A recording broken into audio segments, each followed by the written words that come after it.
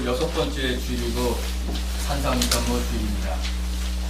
그리고 주중에 수요일을 참회의 수요일로 지키면서 본격적으로 사순절이 시작이 됩니다. 사순절이 지나고 나면 40일간의 사순절이 지나고 나면 올해는 4월 1일 가을 첫째 주일인 부활 주일을 맞이하게 됩니다. 우리는 사순절을 경건하게 지내면서 부활의 영광의 새 아침을 맞이해야 하겠습니다. 주연절은 말 그대로 예수 안에 나타난 신의 현현, 하나님의 나타남을 기리는 절기입니다.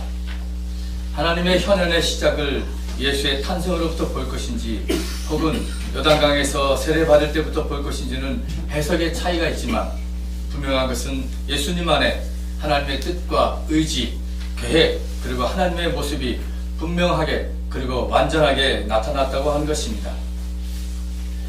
그리고 예수께서는 하나님 나라를 위해서 투신하셨고 그 일을 위해 제자들을 부르신 광경이 복음서에 잘 나타나고 있습니다. 제자들을 부르실 뿐만 아니라 예수께서는 율법학자들과는 다르게 권위 있게 말씀을 가르치셨고 사람을 차별하고 배제하는 종교 체제에 대항하기도 하셨습니다. 회당 안에서 그것도 안식일에 귀신 들린 사람을 고쳐주신 일은 그 한 예입니다. 이 예수에 관한 소문이 이 마을 저 마을로 퍼져나가는데 이것은 바야흐로 예수의 시대가 펼쳐진 것을 암시하고 있음을 말하고 있습니다. 반면 예수께서는 조금씩 그의 소명과 사명의 길을 향하여 한 걸음씩 나아가고 있었습니다. 이 시점에서 예수께서 어느 날 제자 셋을 데리고 높은 산에 올라가셨습니다. 성서는 그 산의 이름을 표기하지 않고 있습니다. 단지 높은 산이라고만 나오고 있습니다. 그리고 그 제자 셋은 베드로와 야고보와 요한이었습니다. 이 세 사람은 이후에 초대교회에서 아주 큰 역할을 한 사람들인데 특히 베드로와 그의 동생 야고보는 예루살렘을 중심으로 한 초대교회를 이뤄나가는데 매우 중심적인 역할을 하게 됩니다. 산 위에 올라간 세 사람은 뜻하지 않은 경험을 합니다. 함께 간 예수의 옷이 세상에 어떤 빨래꾼이라도 그렇게 희귀할 수 없을 만큼 새하얗게 빛나게 되는 것을 목격합니다. 그래서 두려워합니다. 마태복음에서는 그의 얼굴은 해와 같이 빛나고 옷은 빛과 같이 희게 되었다고 합니다. 이렇게 예수님의 옷뿐만 아니라 그의 얼굴도 해와 같이 빛났다고 기록하고 있습니다.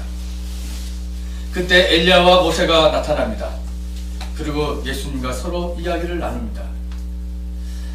마태복음과 마가복음은 그 이야기의 내용은 나오지 않지만 누가복음을 조심스럽게 읽어보면 그 이야기의 내용이 나옵니다.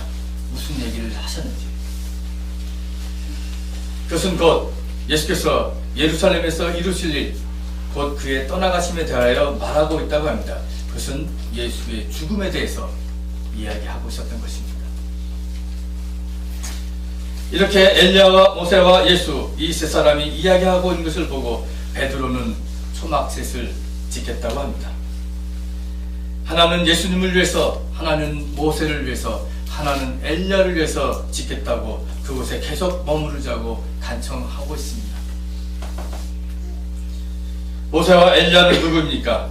모세와 엘리야는 구약을 대표하는 거장입니다. 거인입니다.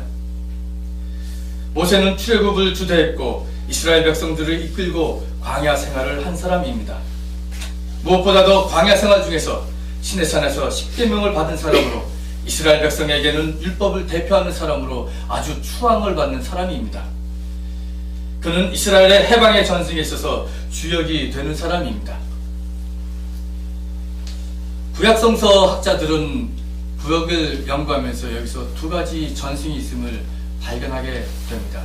하나는 모세 전승입니다. 히브리 민중의 해방의 전통을 이어갔던 모세 전승을 얘기하고 하나는 다윗 전승을 얘기합니다. 이것은 왕조 전승입니다. 모세 전승과 다윗 전승의 이 두 가지의 흐름이 도도하게 구약성서에 나타나고 있음을 말하고 있습니다. 모세 전승은 히브리 민중의 해방의 전통을 이어가는 전승이요, 다윗 전승은 민중을 짓밟고 하나님의 계약 정신을 배반한 이스라엘의 왕들의 전승이라고 하는 것입니다. 구약에 나오는 많은 예언자들은 바로 이 모세의 전승을 이어받아서 하나님과 그의 백성들 사이에서 맺은 거룩한 계약, 언약을 회고하고 그 계약의 내용을 역사 속에서 실천하고 실현하고자 했던 사람들입니다. 그래서 여기에 나오는 엘리야 예언자도 이런 민중해방 전승에 서 있었던 사람입니다. 열왕기하 2장 1절에서 12절을 보면 엘리야는 이스라엘에서 예언자 중에서 큰 어른, 큰 스승, 대예언자였습니다. 그 밑에는 엘리사가 있었고 그 밑에는 예언을 수련하는 수련생들이 있었습니다. 오늘 본문에 나오는 내용이 그것입니다. 그런데 엘리야는 죽음을 보지 않고 불수레를 타고 하늘로 올라갔습니다. 그런데 그의 삶은 우상을 숭배하는 데 배격했습니다. 민중을 억압하는 바알왕과 아합왕과 그리고 이세벨에 대해서 한판 대결을 벌였던 예언자였습니다. 정의의 예언자였습니다. 그리고 바알을 신봉하는 수많은 거짓 예언자들을 향해서 대결을 벌였던 사람입니다. 물론 성경을 보면 이 엘리야는 너무너무 괴로웠습니다. 그래서 호렙산에 도망을 갔습니다. 우울증에 걸렸습니다. 어느 우리식으로 얘기하면 우울증에 걸려서 디프레스돼서 마음이 완전히 다운됐습니다. 그러나 그곳에서 호렙산에서 하나님을 경험했던 사람, 하나님을 만났던 사람이었습니다. 그 엘리야는 예언자 전승에서 대가였습니다. 그 엘리야는 모세 전승, 모세의 해방 전승을 이어가는데 큰 사람이었습니다. 그 모세와 엘리야가 지금 예수와 함께 만나서 이야기를 하고 있다는 것입니다. 그것은 곧 지금의 예수의 위치를 설명해 주고 있는 것입니다.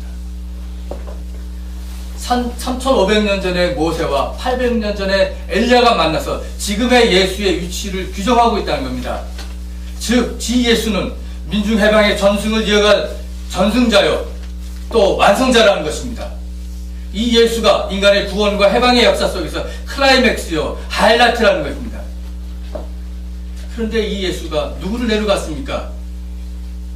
베드로와 야고보와 요한을 데려갔습니다. 초대교회 3인방, 문고리 3인방을 데려갔던 겁니다. 이 세 제자가 바로 민중의 해방의 전승을 이어나갈 초대교회의 핵심적인 역할을 한 사람입니다. 그렇기 때문에 우리는 여기서 큰 그림을 우리가 우리 머릿속에 그려볼 수 있습니다. 모세와 엘리야라고 하는 그런 전승을 이어가는 구약의 대표적인 사람과 예수, 그리고 예수의 사역, 구원의 사역을 이어나갈 초대교회 멤버들, 이것이 흐름이 있는 것입니다. 이것이 성서에 도도히 흐르고 이룬 모세의 전승, 민중 해방의 전승에 그려볼 수 있는 것입니다. 물론 베드로와 제자들은 이 변화산의 광경을 처음에는 이해하지 못했습니다. 그래서 오늘 이건 마가복음에서는 두려워했다고 나옵니다. 그러나 마태복음을 보면 두려워해서 이들은 얼굴에 땅에 대고 엎드렸다고 합니다. 이들은 처음에 이 예수의 사역을 이해하지 못했던 겁니다. 해방전승의 사명 앞에서 그들은 두려움에 어찌할 바를 몰랐던 것입니다. 그리고 초막을 짓겠고 이 삿 위에 있자고 합니다. 두려움과 동시에 현상에 안주하고자 했던 것입니다. 산 아래 동네에 내려가서 여기저기 다니며 고생하지 말자고 합니다. 말이 하나님 나라를 위해서 부름받았다고 하지만 고생은 고생이었습니다. 그물과 아버지를 버리고 떠난 그들은 하나님 나라의 대의를 위해 출가했다고 하지만 내심 미지의 세계에 대한 인간적인 두려움이 늘 엄습했을 것입니다. 그래서 남모르게 밤하늘의 별을 보면서 가슴을 쓰다듬었을지도 모릅니다. 못난 사위가 하나님 나라 운동을 한다고 장모는 화병에 나서, 베드로의 장모는 화병에서 누워 있었습니다. 그 소식도 들었을 것입니다. 자기들보다 힘이 센, 권력이 있었던, 그리고 민중에 대한 영향력이 있었던 세례 요한이 참수형을 당했다는 소식도 들었을 것입니다. 그들은 이런저런 불안감을 떨쳐버릴 수 없었습니다. 그런 마음을 가지고 있었던 터에 이스라엘 전체가 존경에 맞지 않는 모세와 엘리야가 지금 자기들의 스승과 함께 이야기하고 있는 것이 아니겠습니까? 이것보다 더 좋은 일이 어디에 있겠습니까? 이것보다 더 자기들의 마음을 편하게 해준 일이 더 어디에 있겠습니까? 그래서 세상 근심 걱정 다 잊어버리고 이곳에서 편히 지내고 싶은 마음이 갑자기 엄습해서 베드로는 그만 초막을 짓겠다고 했습니다. 평생 업으로 살아왔던 베드로가 어떻게 갑자기 초막을 지을 수 있는지 모르지만 그는 그렇게 얘기했습니다. 그것은 바로 산 위에 영광만을 추구했던 것입니다. 십자가의 고난의 길을 통해서 모세의 해방 전승과 전통을 이어나가려는 예수 앞에서 그만 베드로는 삼천포로 빠지게 된 것입니다. 그 순간 구름이 일어나서 그들을 뒤덮고 구름 속에서 소리가 났습니다. 이는 내 사랑하는 아들이다. 너희는 그의 말을 들어라. 이 말씀은 예수께서 요단강가에서 세례를 받을 때 똑같이 들려왔던 음성입니다. 하늘의 음성이 들려왔다는 것은 바로 이 예수가 가실 고난의 길을 하나님께서 스스로 인정하셨다는 사실입니다. 모세 전승의 전달자요 완성자이신 그들의 스승 예수께서 하나님의 아들이고 하나님이 기뻐하는 존재라는 것을 베드로와 그의 제자들은 경험하게 됩니다. 그것은 예수께서 인간 구원과 해방 역사에 있어서 아주 최고봉에 올랐던 겁니다. 클라이맥스, 하이라이트입니다. 하늘의 음성이 들렸다는 것은 하나님이 스스로 예수의 십자가의 고난을 이렇게 인정하는 것이었습니다. 이것이 산상변모의 내용입니다. 오늘의 교회는 바로 이 모세 전승과 민중해방 전승을 이어나가는 예수의 사역과 초대교회 역사에 동참해야 합니다. 교회는 바로 출애굽 전통을 이어나가는 신앙 공동체로서 이런 큰 그림 속에 놓여 있는 것입니다. 우리 세미적교회가 31년의 역사를 가지고 있다고 자부심을 갖고 있지만 우리는 더 큰 그림 속에서 자부심을 가지고 있어야 됩니다. 이것이 역사의식입니다. 우리 세미적교회는 해방의 전승, 모세의 전승을 이어나가고 예수운동의 정신을 이어나가고 선김과 나눔의 전통인 초대교회를 전통을 이어나가는데 큰 그림 속에, 큰 흐름 속에 있다는 것을 알아야 합니다. 31년을 넘어서서 더 큰 기독교 역사 속에 우리가 도도한 흐름 속에 우리가 있다는 것을 우리가 알아야 합니다. 더 깊은 자부심을 우리가 깨달을 수 있습니다. 교회 안에서의 예배와 성례전, 친교와 선교 등 모든 것이 이 전승의 빛 가운데서 조명받아야 합니다. 성서에 나타난 해방의 전승을 이어나가는 우리는 그렇게 예수의 순환과 십자가의 죽음을 바로 이해해야 합니다. 십자가의 죽음 없이는 부활의 영광이 없다고 할 때 십자가 위에서 자기의 몸과 피를 값없이 내어주신 예수, 그 예수 없이 단지 예수의 권능과 기적 그리고 승리와 영광만을 바라보는 그것은 우리를 위해서 구원하시기 위해서 고난받으시는 사람의 아들 인자로 오신 그분과는 거리가 먼 것입니다. 그것은 해방 전승이 아닌 다입 전승, 왕조 전승에 서는 것입니다. 예수께서는 순환을 통하여 영광을 거두시고 십자가를 통하여 부활하심으로써 하나님의 현현을 온전히 드러내 보이셨습니다. 순환 없이는 영광도 없고 십자가 없이는 부활도 없습니다. 복음서 기자가 분명히 증언하는 예수는 십자가와 순환을 통하여 하나님의 현존과 영광을 온전히 드러내시는 분입니다. 지난해 한국교회는 종교교회 500주년을 맞이해서 잘 나가다가 그만 감추었던 민낯을 그대로 드러내며 추락했습니다. 교단총회에서 성소수자들을 교회에서 신학교에서 제도적으로 몰아내는 결의를 했고 아무 이해의 절차 없이 죄인으로 일방적으로 규정했습니다.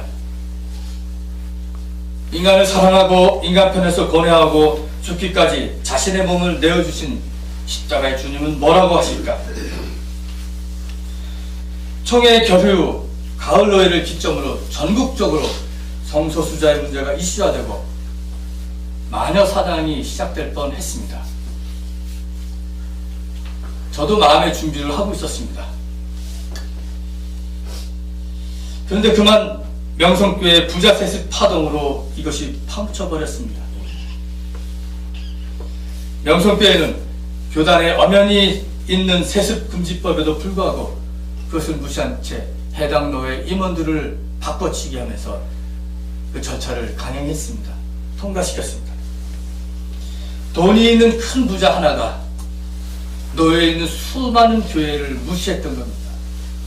그리고 총회를 무시한 교만한 작태를 보였습니다. 이것은 모세 해방전승에 이탈하는 반교회적인 것입니다. 영광만을 추구하며 십자가의 길을 가신 주님의 길을 외면하는 것입니다. 영광을 추구해도 하나님의 바른 영광을 추구했으면 되는데 돈의 영광을 추구하다 보니까 이런 십자가는 보이지 않고 타락의 길만 보이게 된 것입니다.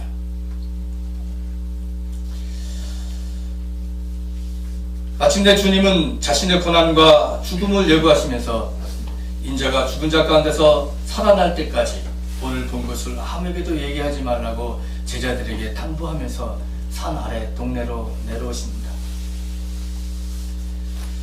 산 위의 영광의 주님이 산 아래로 내려오신 것입니다. 해방의 전승은 산 위가 아니라 산 아래에서 실현되어야 함을 주님께서는 보여주십니다. 그러면서 영광과 순환을 일치하고 있습니다. 영광과 고난, 고난과 영광의 합일입니다. 그 합일의 중심에는 인간에 대한 사랑이 있었습니다. 왜냐하면 산 아래 내려오신 예수님께서 가장 먼저 하신 일이 귀신 들린 아이를 고치셨습니다.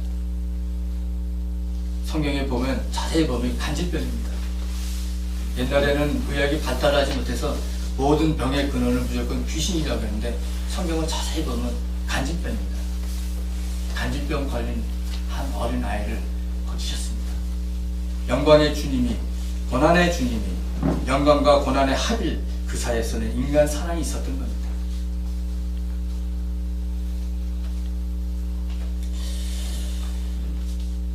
제가 1979년으로 기억되는데 1979년에 한환상 박사가 쓴 저 낮은 곳을 향하라는 책을 아주 감명 깊게 읽었습니다. 읽고 떨고 했습니다. 아주 그 당시만 해도 아주 이 책이 센세이션을 일으켰습니다. 지금 제 그 책의 내용은 다 기억하지 못하겠지만 이렇습니다. 저 높은 곳을 향하여 올라가려면 저 낮은 곳을 향해서 내려가라, 이런 말씀입니다. 아주 역설입니다.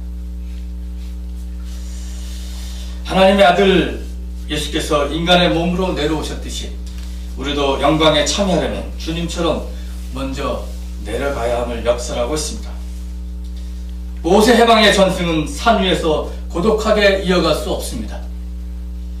산 아래 고난의 현장, 귀신이 아이를 말 못하게 만드는 세상 속에서 이어져 가야 합니다. 결국 산에서 내려오신 주님은 순환의 십자가가 있는 골고다까지 가셨습니다. 그곳에서 엘리 라마 사막다니 하면서 돌아가셨습니다. 기독교의 복음은 철학적 논리나 토론이 아닙니다. 그것은 현실입니다. 헤겔도 칸트도 데카르트도 해결할 수 없는 생명에 관한 진리입니다. 십자가에 달리신 그리스도가, 그분만이 우리를 죄에서 해방, 죄와 죽음으로부터 해방시켰던 분입니다. 그분만이 역사 안에서 집단적 민중의 부활을 꿈꾸게 하며 생태계를 포함한 온 우주의 생명의 부활로 나아가게 하십니다. 알파와 오메가입니다.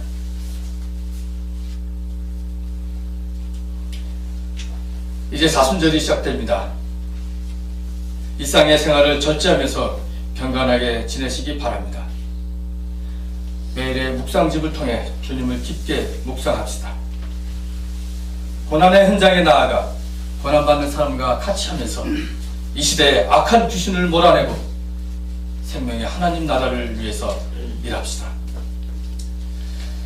우리 모두 오늘의 해방의 전승자로서 산 아래 동네 민중의 삶의 자리, 역사의 현장에서 부활의 영광을 다 함께 내다봅시다. 이것이 오늘 말씀을 통해서 주시는 하나님의 말씀입니다. 다 함께 묵상하시면서 잠시 이 말씀을 다시 한번 새겨 보시죠.